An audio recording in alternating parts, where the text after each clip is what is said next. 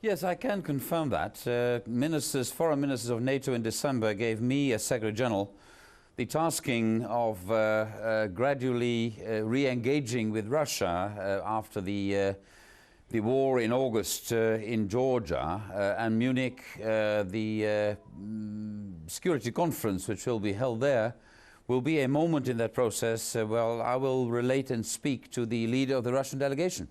Does that mean that NATO has granted concessions to Russia, particularly in relation to the issue of membership of NATO for Georgia and the Ukraine? No, it certainly doesn't. That decision taken by the heads of state in Bucharest stands on Ukraine and Georgia.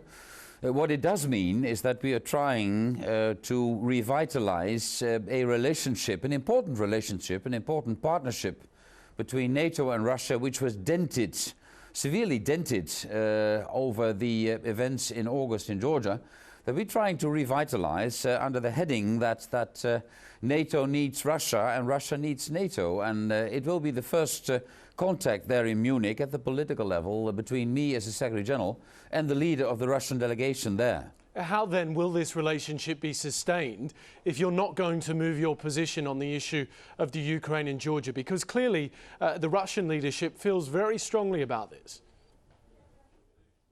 I know they do, but we must realize, and I think there the Russians and the NATO allies agree, that the NATO-Russia Council, which is the body we have, which is, by the way, not the 26 allies in Russia, but Russia on an equal footing, it's a 27-nation body, that relationship in the NATO-Russia Council is not only for fair weather and not only to discuss issues we agree upon, but also to tackle the more difficult ones, like there are Georgia, the Caucasus, like there are the Conventional Forces Treaty in Europe, like there are missile defense, or, as you mentioned, like there are NATO enlargement.